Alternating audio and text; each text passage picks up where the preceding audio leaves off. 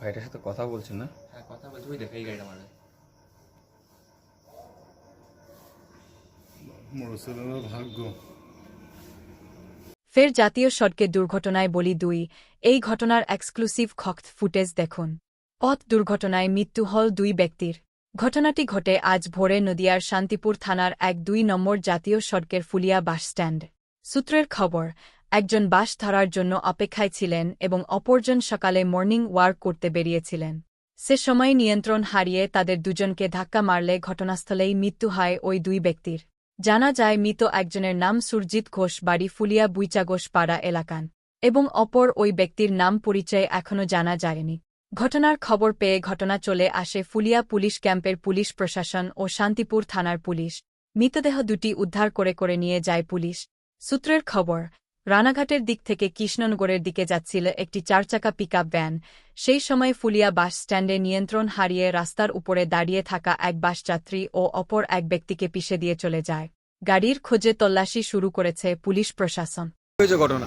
বিষয়টা হচ্ছে যে সকাল 4টে তখন 54-55 হবে, হঠাৎ করে একটা কোনো গাড়ি ইমার্জেন্সি ব্রেক করছে, যেরকম আওয়াজ হয় এরকম জোরে একটা আওয়াজে আমাদের ঘুম ভেঙে যায়।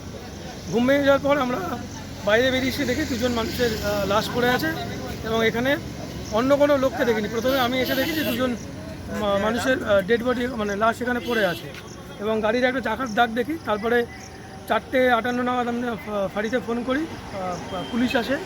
পুলিশ আসার পর জানা যায় যে একজনের বাড়ি, যিনি এখানে আজকে এই দুর্ঘটনায় মৃত্যুবরণ করেছেন, তার নাম সুরজিৎ ঘোষ, বাড়ি ফুলিয়া বুইচা নদী। একজনের এখনও আইডেন্টিফিকেশন করা সম্ভব হয়নি। তবে একটা কথা বলতে পারি যে এই রাস্তাটা ফুলিয়া জটকাতলা এই মোড় কিন্তু আস্তে আস্তে একটা মৃত্যু পরিণত হচ্ছে। এই নিয়ে মোটামুটি মোট 5 জন মানুষ কিন্তু আমরা দেখলাম যে দুর্ঘটনা এখানে মারা গেল। আপনারা এখানেও দেখবেন এই জায়গাটায় যে মোড়ের মাথায় টিন লাগানো আছে। কি কারণে দাঁড়িয়ে ছিল? কোনো ইনাকে আমি তো মাঝে মাঝে দেখি, যেহেতু আমি ভোরবেলা আমাকে ট্রেন ধরতে বা মাঠে ফুটবল খেলতে যাই, এক ভদ্রলোককে প্রতিদিনই দেখি, কিন্তু ভোরবেলা এখানে দাঁড়িয়ে নিয়ে বাস ধরার জন্য দাঁড়িয়ে থাকে। এটা ফুলিয়া অস্থায়ী একটা বাস স্ট্যান্ড, কিন্তু ভীষণ বিপজ্জনক। এই জায়গাটার নাম? এটা ফুলিয়া চটকাতলা মোড়, আধুনা এখানেই ফুলিয়ার সমস্ত বাস থামে, কিন্তু এটা ভীষণ বিপজ্জনক। যে কোনো মুহূর্তে কিন্তু এখানে দুর্ঘটনা ঘটে। আমার নাম তরুণ সরকার, আমি একদম রাস্তায় দাঁড়িয়ে আমার বাড়ি।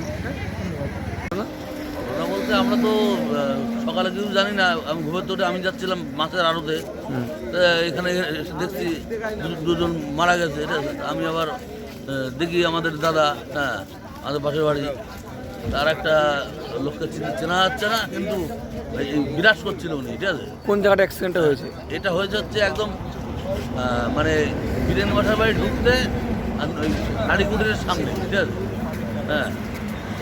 যে মারা গেছে কোথায় যাচ্ছিল?